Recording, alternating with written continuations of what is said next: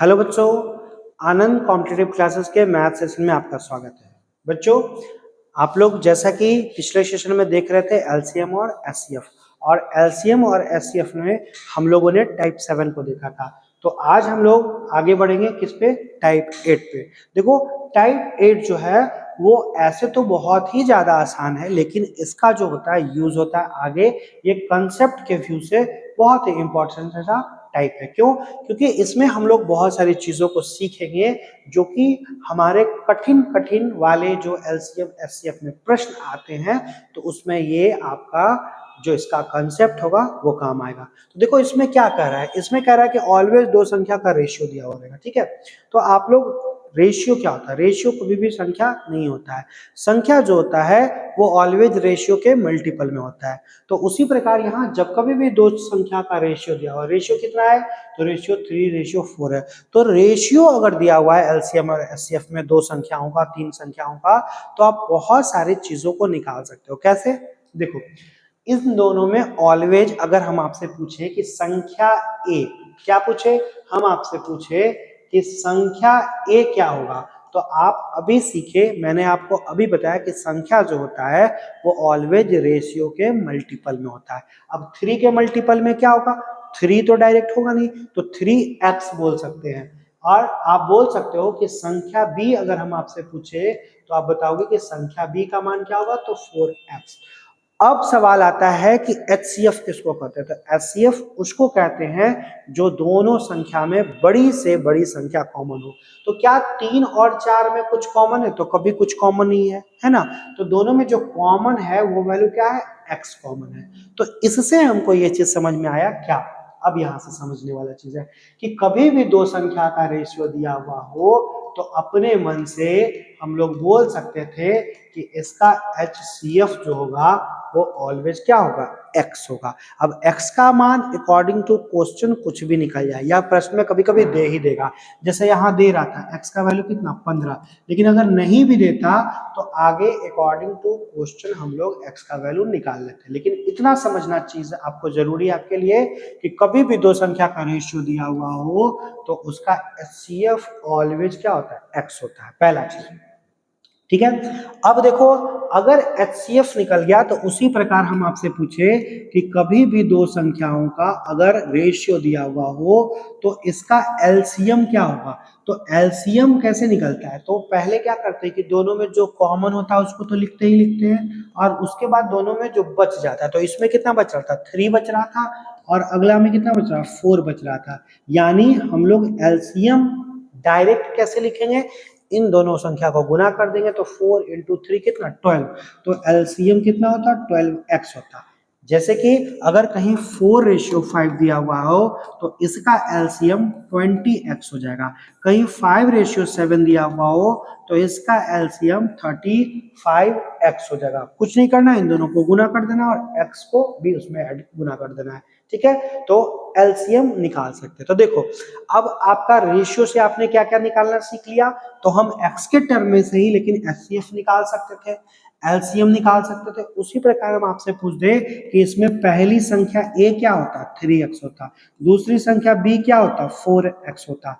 अब हम आपसे क्वेश्चन में मान लो अब पहली संख्या दूसरी संख्या निकल गया, तो क्वेश्चन में आपसे दिया हुआ रहता मान, जो ये वैल्यू दिया हुआ रहता, हो सकता है दोनों संख्याओं का गुणनफल दिया हुआ हो, या आपका मल्टीपल दिया हुआ हो, कि दिया हुआ कि दोनों को गुना करने पर इतना आता है। तो अगर आपको संख्या निकल गया तो आप a इंटू बी का भी वैल्यू निकाल सकते थे। कितना? 12x², क्योंकि x को x से गुना करेंगे वो भी।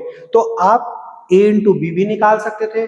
तो जो चीज मान दिया हुआ रहेगा तो आप a प्लस बी क्या निकाल सकते हो? बिल्कुल ये भी निकाल सकते हो। a माइनस बी या b माइनस ए निकाल सकते हो? तो बिल्कुल निकाल सकते हो। कहने का मतलब कि अब देखो, आप ये चीज समझे कि कभी भी कोई दो संख्याओं का रेशियो अगर दिया हुआ हो तो हम लोग क्या क्या चीज निकाल सकते हैं? हम लोग अपने मन से उसका x के टर्म में ही लेकिन म से निकाल सकते हैं। दूसरा, उसका ल से यानी एलसीएम भी निकाल सकते हैं, ये दोनों निकाल सकते थे। तीसरा, हम लोग क्या कर सकते हैं, संख्या को ही निकाल सकते हैं, नंबर को ही निकाल सकते हैं। चौथा, हम दोनों संख्याओं का योग यानी एडिशन को भी निकाल सकते हैं। पांचवा, हम दोनों संख्याओं का अंतर यानी डिफरेंस को भी निकाल सकते हैं। छठा, हम दोनों संख्याओं का मल्टीपल यानी गुणनफल को भी निकाल सकते हैं। तो अब इतना चीजों को यहाँ पे समझने का चीज है कि इन सभी चीजों को आप निकाल सकते थे एक्स के टर्म में। तो आपको करना क्या होगा कि प्रश्न में जो मान दिया हुआ होगा उसको इन सभी में से किसी एक का वैल्यू दिया हुआ होगा, आप उसको निकाल लेना, ठीक है। और उसको उसके बराबर करके पहला काम क्या होता है कि x का मान निकाल लो। क्यों, यहाँ तो देखो x का ही डायरेक्ट वैल्यू दिया होता तो कोई दिक्कत नहीं, लेकिन यहाँ मान लो मौसा की जगह लसा एलसीएम दे देता। अब समझने वाली चीज यही है कि अगर क्वेश्चन में लसा दे देता तो हम लोग 12x का वैल्यू उतना के बराबर करते। अगर मान लो दोनों संख्याओं का योग दे देता तो 7x का वैल्यू योग के बराबर करते। अगर दोनों संख्याओं का अंतर दे देता तो दोनों का डिफरेंस क्या है, x को उस नंबर के बराबर करते।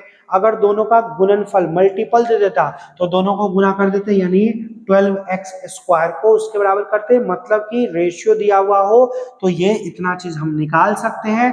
ये सब मन में रखना है। करना क्या है कि देखना है कि कौन सा वैल्यू दिया हुआ है, तो जो वैल्यू दिया हुआ रहेगा उसको आप उसके बराबर कर लेना बस। उसके बाद आपको निकालना क्या है, x का वैल्यू। x निकल गया मतलब कुछ भी हम निकाल सकते थे, ठीक है।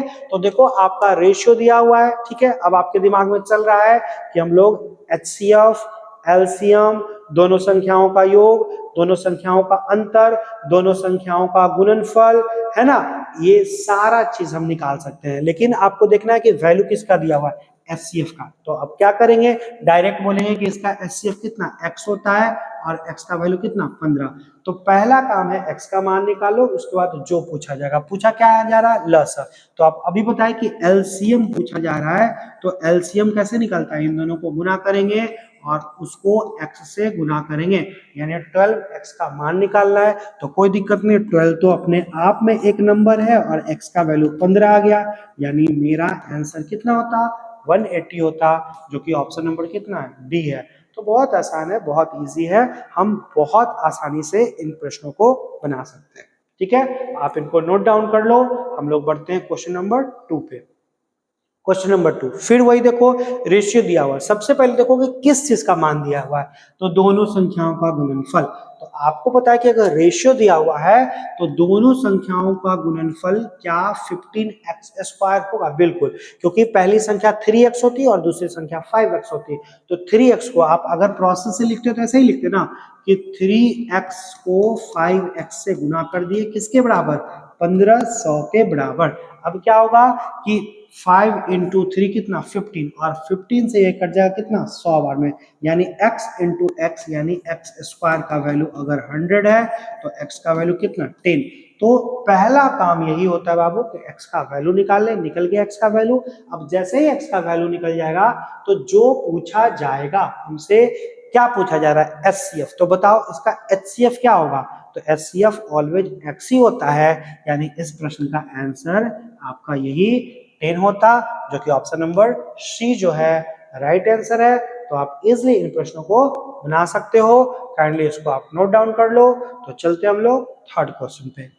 देखिए क्या कह रहा है, फिर वही चीज है, दोनों संख्याओं का रेशियो दिया हुआ है क्या, किसका वैल्यू दिया हुआ, तो दोनों संख्याओं का गुणनफल दिया हुआ है। तो आप बोलोगे कि गुणनफल कितना होगा, अब डायरेक्ट लिखना सीखो, 20x स्क्वायर इसके बराबर, तो 0 से 0 कट जाएगा, यानी 2 से जब इसको काटोगे 256 बार में कटेगा। ये किसका स्क्वायर है, तो आप बोलोगे कि 256 ना सर 16 का स्क्वायर, यानी x का वैल्यू कितना 16। और अगर अब x का वैल्यू निकल जाएगा तो देखो पूछ क्या रहा है, ये x ही पूछ रहा है, यानी मेरा ऑप्शन नंबर ए जो होता ये राइट आंसर होता। क्यों, क्योंकि मौसा एचसीएफ क्या होता है, तो दोनों में कॉमन x ही होता है, x ही इसका रेशियो जब भी दिया हुआ रहे तो उसका एचसीएफ x होता है। लेकिन अगर इसी प्रश्न में मान लो एलसीएम पूछा जाता, एलसीएम, तो क्या करते, बोलते इन दोनों को गुना कर दिए, एलसीएम कितना होता 20x होता। अगर मान लो इसी क्वेश्चन में दोनों का योग पूछा जाता तो योग किसका वैल्यू निकालते 9x का, इसी क्वेश्चन में अगर अंतर पूछा जाता तो अंतर पूछा जाता यानी आप क्या अंतर क्या होता, दोनों को घटा लेते यानी x का वैल्यू निकालते। कहने का मतलब हमसे कुछ भी पूछा जाता तो हम निकाल सकते थे अकॉर्डिंग टू क्वेश्चन के अनुसार। ठीक है, तो मुझे उम्मीद है कि आपको समझ में बिल्कुल आया होगा ये चीज। बढ़ते हैं क्वेश्चन नंबर 4 पे। देखो क्वेश्चन नंबर 4, दो संख्याओं का योगी दिया हुआ है और रेशियो दिया हुआ है। अब आपको पता है कि रेशियो दिया हुआ है, इसका मतलब पहली संख्या क्या है 2x और दूसरी संख्या क्या है 3x, दोनों को जोड़ लेंगे किसके बराबर, तो जो वैल्यू दिया हुआ है उसके बराबर। अब आप करोगे, हल कर पाओगे कि 5x का वैल्यू इतना, तो आप इजिली बोल सकते हो x का वैल्यू कितना 24। अब देखो जो बच्चे तेज है वो बच्चे इतना लिखे उखेंगे नहीं, डायरेक्ट उनको ये चीजें समझ में आ जाएंगी कि दोनों को जोड़ेंगे 5x का वैल्यू 120 तो x का वैल्यू कितना 24। तो डायरेक्ट जब इस तरह के प्रश्नों में जब आपका अगर कैलकुलेशन अच्छा हो और आपको चीजें समझ में आती हो तो पेन को नहीं उठाएं, डायरेक्ट कैलकुलेट कर ले 1 सेकंड में अपने मन में। अब x का वैल्यू निकल गया, हमसे एलसीएम पूछ रहा है। जानते हो आप सभी बच्चे कि एलसीएम क्या होता है, तो एलसीएम जो होता है वो ऑलवेज दोनों रेशियो को गुना कर दीजिए और उसको कितना x से गुना कर दिया, यानी 6x का वैल्यू निकालना है। तो 24 गुने 6 आप कर लो, तो 6 इंटू कितना 24 यानी 144 जो होता इसका राइट आंसर होता ऑप्शन नंबर ए, इसका सही आंसर होगा। तो चलो मुझे उम्मीद है कि आपको ये चीजें समझ में आ रही होंगी। हम लोग बढ़ते हैं नेक्स्ट क्वेश्चन नंबर 5 पे। 5 नंबर क्या करा, दो संख्याओं का योग दिया हुआ है और फिर वही रेशियो दिया हुआ, वही काम करोगे, बोलोगे सर दोनों को रेशियो में जोड़ लेंगे इतना, किसके बराबर 520 के बराबर, यानी x का वैल्यू कितना 20। अब x का वैल्यू 20 निकल गया, क्या पूछा जा रहा है, तो दोनों में छोटी संख्या, तो जो रेशियो में छोटा वो संख्या में छोटा, जो रेशियो में बड़ा वो संख्या में बड़ा। तो रेशियो में छोटा क्या है 11x, अब वैल्यू निकाल लो 11 इंटू 20 यानी कितना 220 इसका राइट आंसर होगा, जो कि कौन सा ऑप्शन है, ऑप्शन नंबर बी है, यानी इस प्रश्न का आंसर ऑप्शन नंबर बी ही होगा। तो चलो मुझे उम्मीद है कि आपको धीरे धीरे चीजें समझ में आ रही होंगी और आप इन चीजों को बहुत इजीली बिना पेन उठाए हुए बना भी रहे होंगे। बढ़ते हैं आगे के क्वेश्चन पे। नेक्स्ट क्वेश्चन में देखो रेशियो दिया हुआ और क्या दिया हुआ है, लसा और मशा, एलसीएम और एचसीएफ का गुणनफल। तो आप लोग जानते हो, हम लोग पढ़े हैं, क्या पढ़े, एक फॉर्मूला पढ़े हैं कि लसा गुने मसा पहली संख्या गुने दूसरी संख्या के बराबर होती है। तो देखो दोनों का गुणनखंड ही दिया हुआ कितना 2028, तो ये किसके बराबर होगा, तो 3x इंटू 4x के गुणनखंड के बराबर होगा, क्योंकि पढ़े हैं पहली संख्या, संख्या क्या 3x ना कि 3, दूसरी संख्या 4x ना कि 4, तो पहली संख्या गुने दूसरी संख्या किसके बराबर, तो एलसीएम और एचसीएफ के गुणनफल के बराबर। डायरेक्ट इसके बराबर करेंगे, काट लो, देखो 4 से कट सकता था 507 और 3 से कट सकता था ये, कितना बार में आप काटोगे तो देखो कितना हो जाएगा 1 और कितना 6 और कितना 9, यानी x स्क्वायर का वैल्यू 169 है, यानी x का वैल्यू कितना 13। अब अगर x का वैल्यू 13 आ गया तो आप कुछ भी निकाल सकते हो। पूछा क्या जा रहा है, दोनों संख्याओं का योग, तो दोनों संख्याओं का देखो रेशियो में योग कितना है 7x है, यानी आपको 7x का वैल्यू निकालना है, 7x का वैल्यू निकालना है 7 गुने 13। अब आप में से जो तेज बच्चे हैं वो इतना लिखेंगे नहीं, उनको पता है कि आपको 7x का वैल्यू निकालना है, मतलब 13 को 7 से गुना करोगे तो मेरा ऑप्शन क्या होगा, ऑप्शन नंबर सी जो होगा वो राइट आंसर होगा। तो कुछ चीजों को कम लिखो और आप जल्दी जल्दी प्रश्नों को बनाया करो, है ना। तो मुझे उम्मीद भी है कि आपको ये चीजें समझ में आ रही होंगी। तो हम लोग बढ़ते हैं नेक्स्ट क्वेश्चन पे, क्वेश्चन नंबर 7 पे।